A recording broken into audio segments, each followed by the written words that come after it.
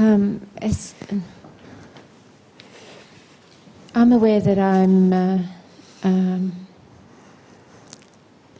wanting to continue my punishment of my father and my mother for what I believe was unjust to me. Yes. And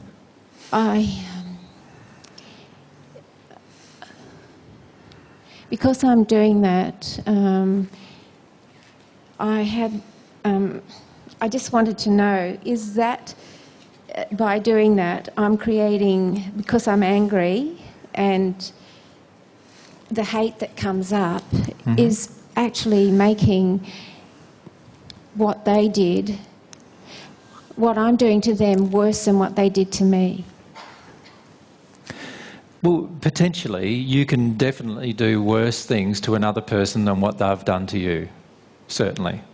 So, for example, and there's some really good examples in the Robert James Lee's material. There's an example of one woman who was just jealous of another person and their relationship with the man. And she did some terrible things to that woman, trying to prevent their relationship. And she purposely set out to destroy their lives when they got together. Now, her perceived hurt was that the man should have been with her rather than with the woman he was. That was the perceived hurt. And the problem for many of us is we can perceive hurt even when there's none.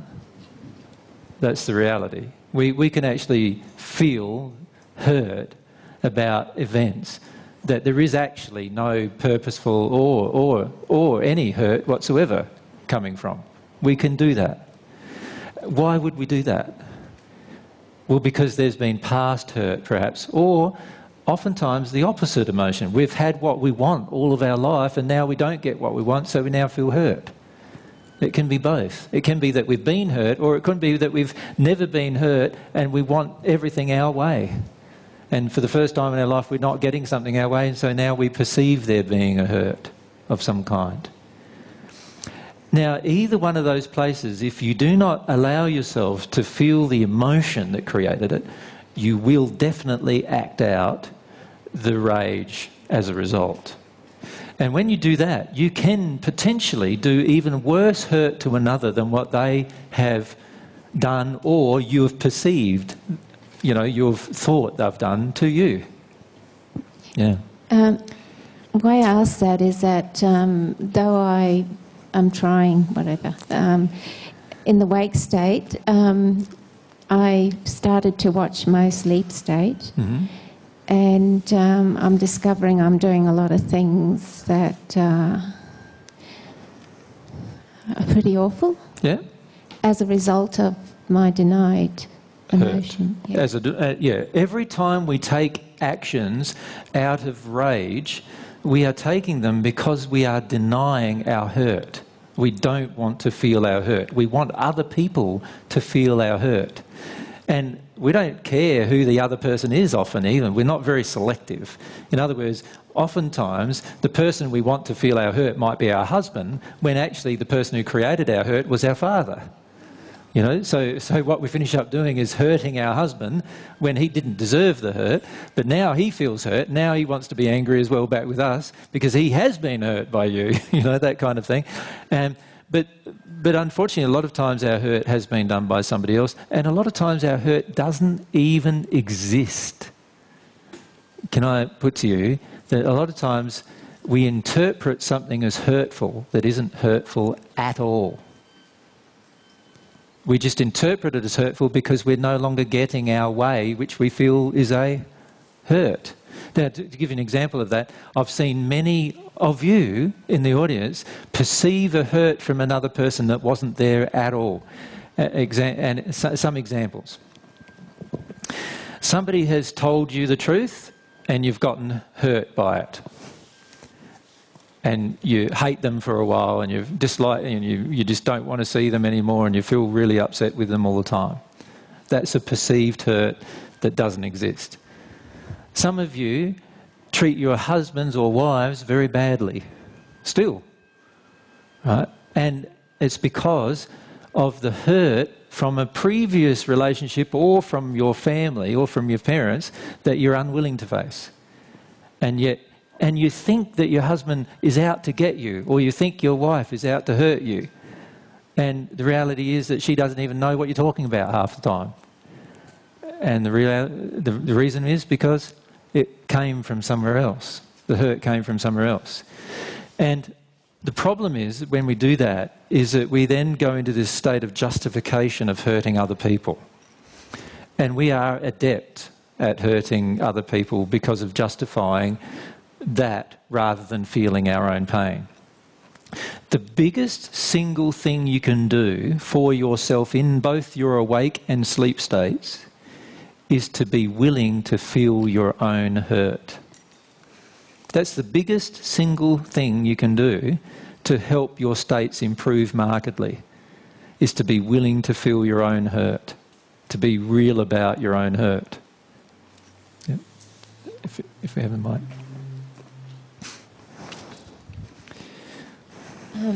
Do you mean to feel my own hurt in the wake state will affect my sleep state? Of course it will. And also being willing to feel your own hurt in your sleep state will help you in your awake state too. That's what I don't know how to do. Well, it's the same in both cases. It's exactly the same. Excuse me, I just need to... It's exactly the same process in both states. You just need to cry.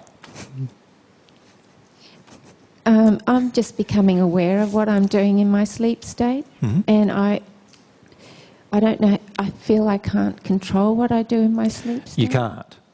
So The only way to control anything is deal with the cause, and this is where a lot of people get very surprised when they go to sleep or when they pass, because when they pass or go to sleep, the facade is less a lot of the times because you can see the condition of yourself and you give up all pretense of facade.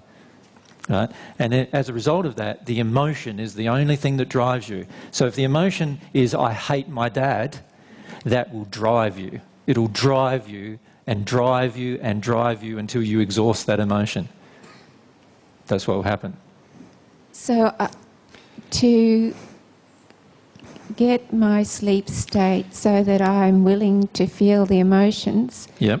I need to do with it in the wake state. And vice versa. You can deal with your emotions in any time, sleep or awake. You can deal with them at any time. You just need to make an internal choice to actually deal with the cause, rather than always blaming somebody else or trying to deal with the effect. We need to make the choice to feel the cause. So this is the power of your soul. While you choose to damage other people, while you choose to deny your own emotion, while you choose to justify it, while you choose to feel the injustice, while you choose to not forgive, and remember, forgiving is not an intellectual action, but rather feeling all the emotions associated with the hurt. While we choose to not do that, we are just going to perpetrate further acts of unkindness on other people, whether we're awake or we're asleep. And we need to give up this idea that we're capable of actually intellectually fixing that.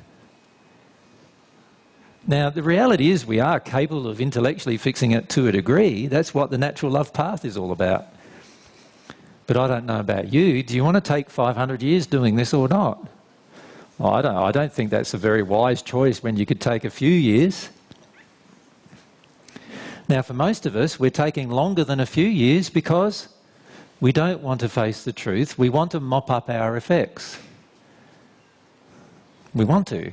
We like that. We don't want to deal with the cause.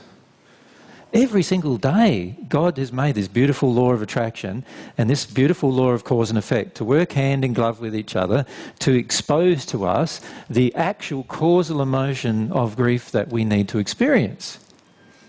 God's made this beautiful system to lead us to God. And yet what we're doing a lot of the times is we're going, no, don't like that system. God, you got no idea how to create a system. That's what we're saying to God. And we're saying that instead of this system, we want to have another system.